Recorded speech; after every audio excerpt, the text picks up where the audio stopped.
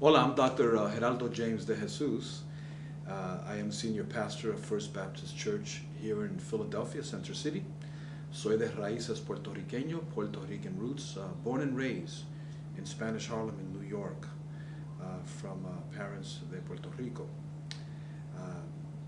I never imagined that I would have this sense of call to the ministry, but I have always felt since I was a child a real push toward the spiritual. I'm the guy who looked up in the stars and said, who am I, where am I going, and how will I get there? But also grew up among a family who were very active in social justice concerns. So I think a combination of all of that, I felt summoned, if I might, to do ministerial work. As the pastor here at First Baptist, we have a congregation of a little under 100. It's a church that has been around since 1698 and now in Philadelphia.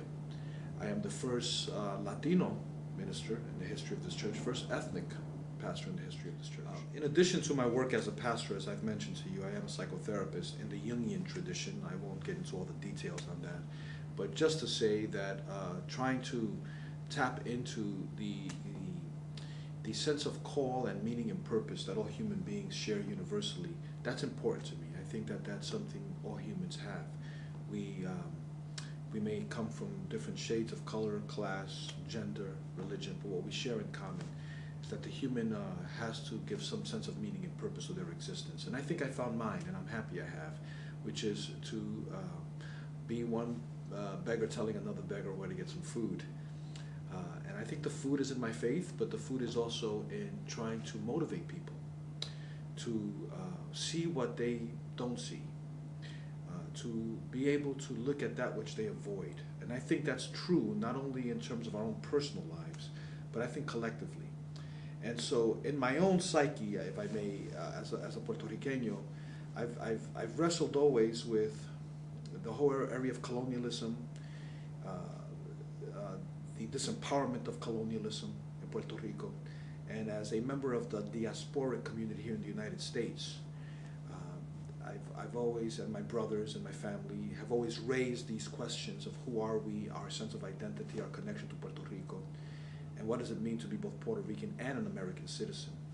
I grew up in a home with a lot of faith, and so this asopao of faith, asking critical questions about society, our life, and whether or not the Yankees were winning, all were part of the conversation around the table. And I think that created a mosaic in my soul of why, as a theologian and a pastor, these questions are raised. What's the meaning of all this? I think my model in life would be Jesus of Nazareth. Him, along with Don Pedro Albizu Campos and others. But the ministry of Jesus was a ministry that not only was able to heal those that were victims of the Roman Empire's rule and occupation in Israel and Palestine.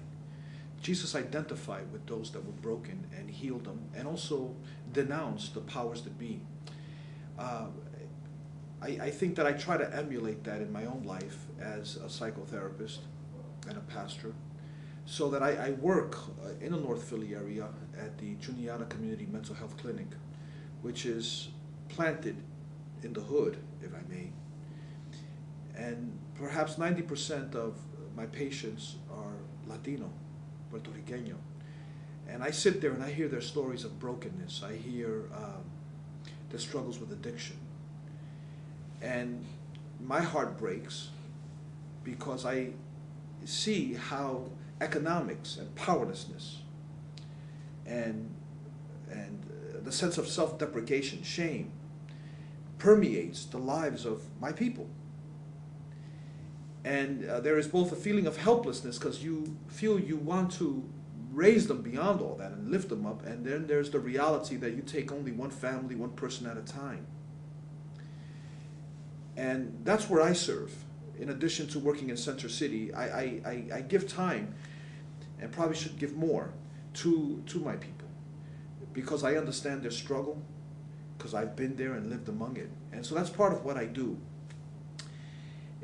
but yet I can't help but see that there has to be some connection between the spirit of awakening and liberating and empowering, and take it on into a different platform. And that's why I think the Congress is necessary. It becomes necessary because it brings together different groups that are doing the same, different people who are committed to the same process of setting people free and awakening and leading. And it's important why you need to join the Congress. If you are at all moved by what I'm sharing with you, the Congress is a moment in history that is bringing people like yourself and myself and others into this movement at this particular time. And I can only imagine what we can become if we take this process seriously and are committed. And that's why this has to be a priority in your life as it is in my life. If there's anything you can devote yourself to, besides your family, obviously, and your church, if there's any other activity, join the Congress. Be part of this historic moment. We have an administration that is the most progressive. And we need to get the ear of the king to be able to move the kinds of legislations, not only on a national scope, but also on a local level, to be able to move the agenda forward, to becoming all what I believe God wants us to be full human beings, sharing in this country of ours, which I love, the rights that all people have. That's why it's the National Congress of Puerto Rican Rights. It's our moment and it's our time, and you need to be a part of that.